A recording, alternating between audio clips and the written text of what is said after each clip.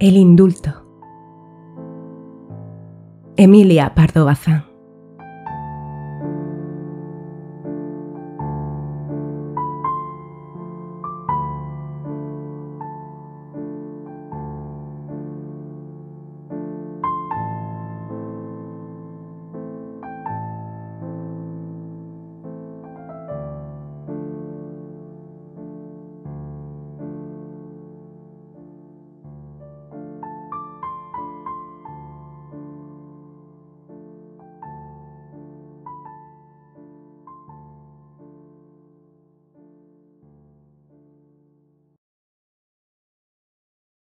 De cuantas mujeres enjabonaban ropa en el lavadero público de Marineda, ateridas por el frío cruel de una mañana de marzo, Antonia, la asistenta, era la más encorvada, la más abatida, la que torcía con menos brío, la que refregaba con mayor desaliento.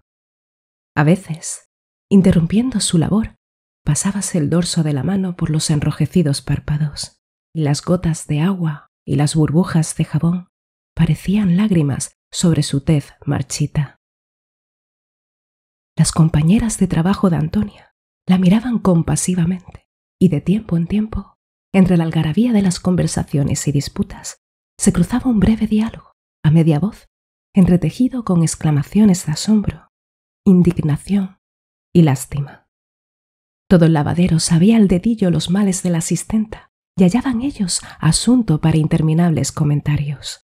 Nadie ignoraba que la infeliz, casada con un mozo carnicero, residía, años antes, en compañía de su madre y de su marido en un barrio extramuros, y que la familia vivía con desahogo gracias al asiduo trabajo de Antonia y a los cuartejos ahorrados por la vieja en su antiguo oficio de revendedora, baratillera y prestamista.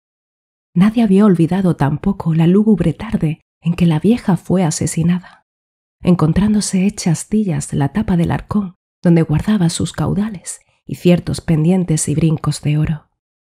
Nadie tampoco el horror que infundió en el público la nueva de que el ladrón y asesino no era sino el marido de Antonia, según ésta misma declaraba, añadiendo que desde tiempo atrás roía al criminal la codicia del dinero de su suegra, con el cual deseaba establecer una tablajería suya propia. Sin embargo, el acusado hizo por probar la coartada, valiéndose del testimonio de 2 o 3 amigotes de taberna, y de tal modo envolvió el asunto que, en vez de ir al palo, salió con 20 años de cadena. No fue tan indulgente la opinión como la ley. Además de la declaración de la esposa, había un indicio vehementísimo. La cuchillada que mató a la vieja, cuchillada certera y limpia, asestada de arriba abajo, como las que los matachines dan a los cerdos, con un cuchillo ancho y afiladísimo de cortar carne. Para el pueblo no cabía duda en que el culpable debió subir al cadalso, y el destino de Antonia comenzó a infundir sagrado terror cuando fue esparciéndose el rumor de que su marido se la había jurado para el día en que saliese del presidio por acusarle. La desdichada quedaba encinta y el asesino la dejó avisada de que, a su vuelta, se contase entre los difuntos. Cuando nació el hijo de Antonia, ésta no pudo criarlo, tal era su debilidad y demacración, y la frecuencia de las congojas que desde el crimen la quejaban. Y como no le permitía el estado de su bolsillo pagar ama, las mujeres del barrio que tenían niños de pecho dieron de mamar por turno a la criatura, que creció enclenque, resistiéndose de todas las angustias de su madre. Un tanto repuesta ya, Antonia se aplicó con ardor al trabajo, y aunque siempre tenían sus mejillas esa azulada palidez que se observa en los enfermos del corazón, recobró su silenciosa actividad, su aire apacible. 20 años de cadena. En 20 años, pensaba ella para sus adentros, él se puede morir o me puedo morir yo. Y de aquí a allá falta mucho todavía. La hipótesis de la muerte natural no la asustaba, pero la espantaba imaginar solamente que volvía su marido. En vano las cariñosas vecinas la consolaban indicándole la esperanza remota de que el inicuo parricida se arrepintiese se enmendase o, como decían ellas, se volviese de mejor idea. Meneaba Antonia la cabeza entonces, murmurando sombríamente. ¿Eso él? ¿De mejor idea? Como no baje Dios del cielo en persona y le saque aquel corazón perro y le ponga otro. Y al hablar del criminal, un escalofrío corría por el cuerpo de Antonia. En fin, 20 años tienen muchos días y el tiempo aplaca la pena más cruel. Algunas veces figurábasele a Antonia que todo lo ocurrido era un sueño, o que la ancha boca del presidio, que se había tragado al culpable, no le devolvería jamás, o que aquella ley que al cabo supo castigar el primer crimen, sabría prevenir el segundo. La ley, esa entidad moral de la cual se formaba Antonia un concepto misterioso y confuso, era sin duda fuerza terrible, pero protectora, mano de hierro que la sostendría al borde del abismo. Así es que a sus ilimitados temores se unió una confianza indefinible, fundada sobre todo por el tiempo transcurrido y en el que aún faltaba para cumplirse la condena. Singular enlace el de los acontecimientos. No creería de seguro el rey, cuando vestido de capitán general y con el pecho cargado de condecoraciones daba la mano ante el ara a una princesa, que aquel acto solemne costaría amarguras sin cuenta a una pobre asistenta, en lejana capital de provincia. Así que Antonia supo que había recaído indulto en su esposo. No pronunció palabra, y la vieron las vecinas sentada en el umbral de la puerta, con las manos cruzadas, la cabeza caída sobre el pecho, mientras el niño, alzando su cara triste de criatura enfermiza, gimoteaba. «Mi madre, caliénteme la sopa, por Dios, que tengo hambre». El coro benévolo y cacareador de las vecinas rodeó a Antonia. Algunas se dedicaron a arreglar la comida del niño, otras animaban a la madre del mejor modo que sabían. Era bien tonta en afligirse así. ¡Ave María purísima! No parece sino que aquel hombrón no tenía más que llegar y matarla. Había gobierno, gracias a Dios, y audiencia, y serenos. Se podía acudir a los celadores, al alcalde. ¿Qué alcalde?, decía ella con hosca mirada y apagado acento. O al gobernador, o al regente, o al jefe de municipales. Había que ir a un abogado, saber lo que dispone la ley. Una buena moza, casada con un guardia civil, ofreció enviar a su marido para que le metiese un miedo al picarón. Otra, resuelta y morena, se brindó a quedarse todas las noches a dormir en casa de la asistenta. En suma, tales y tantas fueron las muestras de interés de la vecindad, que Antonia se resolvió a intentar algo y sin levantar la sesión, acordóse consultar a un jurisperito a ver qué recetaba. Cuando Antonia volvió de la consulta, más pálida que de costumbre, de cada tenducho y de cada cuarto bajo, salían mujeres en pelo a preguntarle noticias y se oían exclamaciones de horror. La ley, en vez de protegerla, obligaba a la hija de la víctima a vivir bajo el mismo techo, maritalmente con el asesino. ¡Qué leyes, divino Señor de los cielos! Así los bribones que las hacen las aguantaran. Clamaba indignado el coro. ¿No habrá algún remedio, mujer? ¿No habrá algún remedio? Dice que nos podemos separar después una cosa que le llaman divorcio. ¿Y qué es divorcio, mujer? Un pleito muy largo. Todas dejaron caer los brazos con desaliento. Los pleitos no se acaban nunca, y peor aún si se acaban, porque los pierde siempre el inocente y el pobre. Y para eso, añadió la asistenta, tenía yo que probar antes que mi marido me daba maltrato. ¡Aquí de Dios! Pues aquel tigre no la había matado a la madre. Eso no era maltrato, ¿eh? ¿Y no sabían hasta los gatos que la tenía amenazada con matarla también? Pero como nadie lo oyó, dice el abogado que se quieren pruebas claras. Se armó una especie de motín. Había mujeres determinadas a hacer, decían ellas, una exposición al mismísimo rey, pidiendo contraindulto. Y por turno dormían en casa de la asistenta para que la pobre mujer pudiese conciliar el sueño.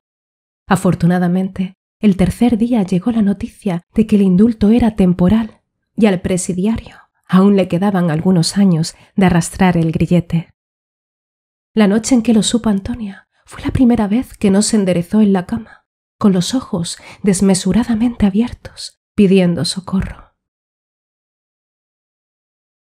Después de este susto, pasó más de un año y la tranquilidad renació para la asistenta, consagrada a sus humildes quehaceres. Un día, el criado de la casa donde estaba asistiendo creyó hacer un favor a aquella mujer pálida que tenía a su marido en presidio, participándole cómo la reina iba a parir y habría indulto de fijo. Fregaba la asistenta los pisos y al oír tales anuncios soltó el estropajo y descogiendo las sayas que traía arrolladas a la cintura, salió con paso de autómata, muda y fría como una estatua. A los recados que le enviaban de las casas respondía que estaba enferma, aunque en realidad solo experimentaba un anonadamiento general, un no levantársele los brazos a labor alguna. El día del regio parto contó los cañonazos de la salva, cuyo estampido le resonaban dentro del cerebro, y como hubo quien le advirtió que el vástago real era hembra, comenzó a esperar que un varón habría ocasionado más indultos. Además, ¿por qué le había de coger el indulto a su marido? Ya le habían indultado una vez, y su crimen era horrendo. Matar a la indefensa vieja que no le hacía daño alguno, todo por unas cuantas tristes monedas de oro. La terrible escena volvía a presentarse ante sus ojos. ¿Merecía indulto la fiera que asestó aquella tremenda cuchillada? Antonia recordaba que la herida tenía los labios blancos y parecíale ver la sangre cuajada al pie del catre.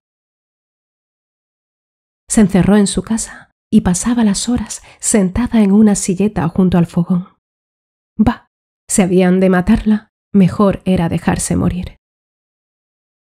Solo la voz plañidera del niño la sacaba de su ensimismamiento. «Mi madre, tengo hambre. Mi madre. ¿Qué hay en la puerta? ¿Quién viene?» Por último, una hermosa mañana de sol se encogió de hombros y tomando un lío de ropa sucia, echó a andar camino del lavadero. A las preguntas afectuosas respondía con lentos monosílabos y sus ojos se posaban con vago extravío en la espuma del jabón que le saltaba al rostro. Quien trajo al lavadero la inesperada nueva cuando ya Antonia recogía su ropa lavada y torcida e iba a retirarse. ¿Inventóla alguien con fin caritativo o fue uno de esos rumores misteriosos de ignoto origen que en vísperas de acontecimientos grandes para los pueblos o los individuos palpitan y susurran en el aire? Lo cierto es que la pobre Antonia, al oírlo, se llevó instintivamente la mano al corazón y se dejó caer hacia atrás sobre las húmedas piedras del lavadero. ¿Pero de veras murió?, preguntaban las madrugadoras a las recién llegadas. Sí, mujer. Yo lo oí en el mercado. Yo en la tienda. ¿A ti quién te lo dijo? A mí, mi marido. ¿Y a tu marido? El asistente del capitán. ¿Y al asistente? Su amo. Aquí ya la autoridad pareció suficiente, y nadie quiso averiguar más, sino dar por firme y valedera la noticia. Muerto el criminal y en víspera de indulto, antes de cumplir el plazo de su castigo. Antonia la asistenta alzó la cabeza y por primera vez se tiñeron sus mejillas de un sano color y se abrió la fuente de sus lágrimas. Lloraba de gozo y nadie de los que la miraban se escandalizó. Ella era la indultada. Su alegría justa. Las lágrimas se agolpaban a sus lagrimales, dilatándole el corazón, porque desde el crimen se había quedado cortada, es decir, sin llanto. Ahora respiraba anchamente, libre de su pesadilla. Andaba tanto la mano de la providencia en lo ocurrido que a la asistenta no le cruzó por la imaginación que podía ser falsa la nueva. Aquella noche, Antonia se retiró a su cama más tarde que de costumbre, porque fue a buscar a su hijo a la escuela de párvulos y le compró rosquillas de jinete, con otras golosinas que el chico deseaba hacía tiempo, y ambos recorrieron las calles, parándose ante los escaparates, sin ganas de comer, sin pensar más que en beber el aire, en sentir la vida y en volver a tomar posesión de ella. Tal era el enajenamiento de Antonia, que ni reparó en que la puerta de su cuarto bajo no estaba sino entornada. Sin soltar de la mano al niño, entró en la reducida estancia que le servía de sala, cocina y comedor, y retrocedió atónita viendo encendido el candil. Un bulto negro se levantó de la mesa, y el grito que subía a los labios de la asistenta se ahogó en la garganta. Era él. Antonia, inmóvil, clavada al suelo, no le veía ya, aunque la siniestra imagen se reflejaba en sus dilatadas pupilas.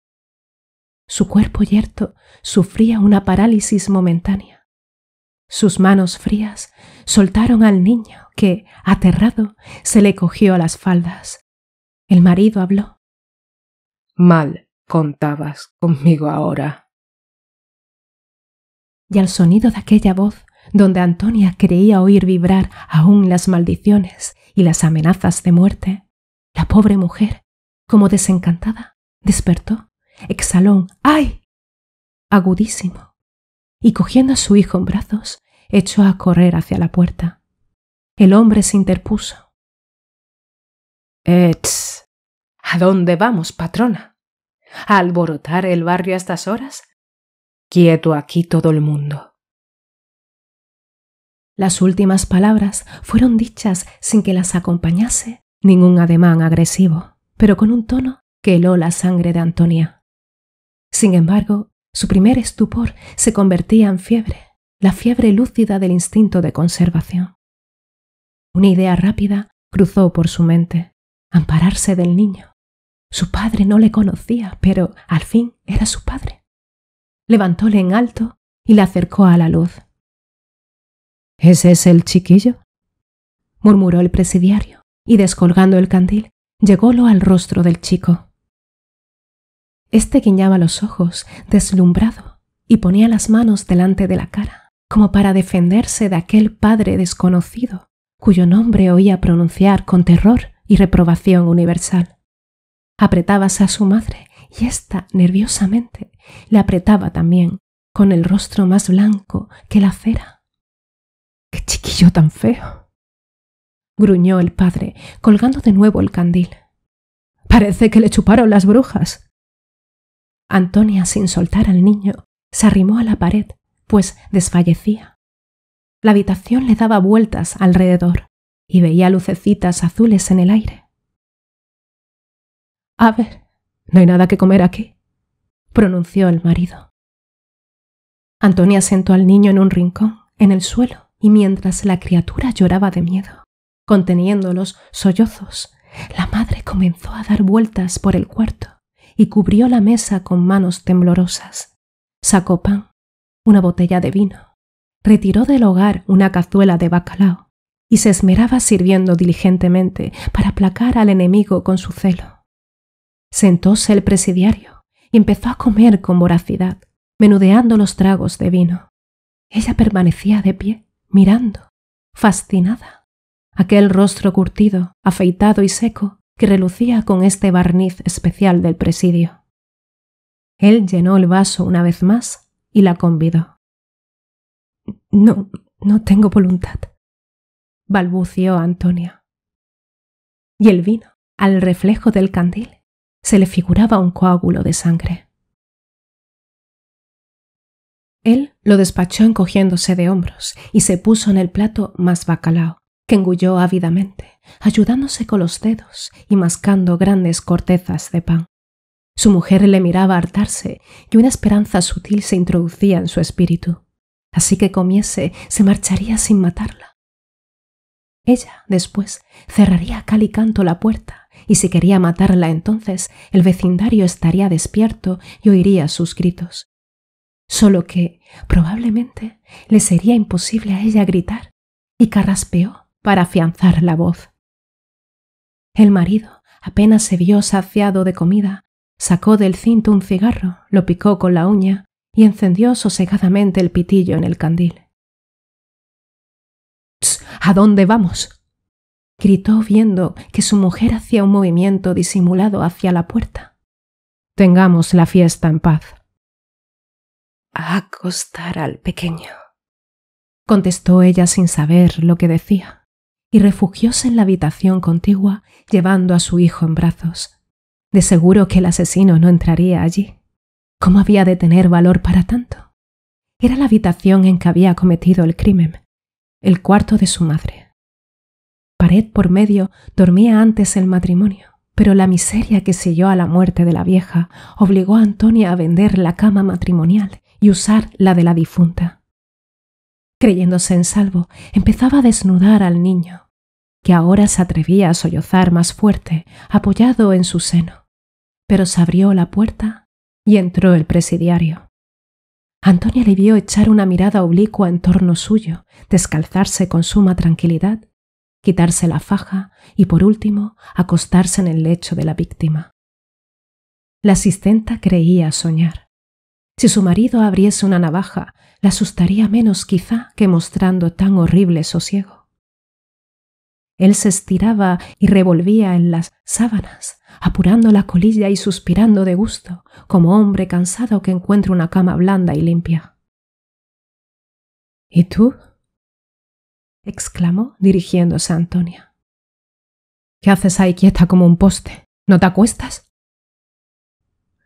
Yo no tengo sueño», tartamudeó ella, dando diente con diente. «¿Qué falta hace tener sueño si irás a pasar la noche de centinela?». «Ay, no cabemos. Duerme tú, yo aquí, de cualquier modo». Él soltó 2 o 3 palabras gordas. «¿Me tienes miedo o asco o qué rayos es esto? A ver cómo te acuestas. O si no». Incorporóse el marido y, extendiendo las manos, mostró querer saltar de la cama al suelo. Mas ya Antonia, con la docilidad fatalista de la esclava, empezaba a desnudarse. Sus dedos apresurados rompían las cintas, arrancaban violentamente los corchetes, desgarraban las enaguas. En un rincón del cuarto se oían los ahogados sollozos del niño. Y el niño fue quien, gritando desesperadamente, llamó al amanecer a las vecinas que encontraron a Antonia en la cama, extendida, como muerta. El médico vino aprisa y declaró que vivía y la sangró, y no logró sacarle gota de sangre. Falleció a las 24 horas de muerte natural, pues no tenía lesión alguna. El niño aseguraba que el hombre que había pasado allí la noche la llamó muchas veces al levantarse y, viendo que no respondía, echó a correr como un loco.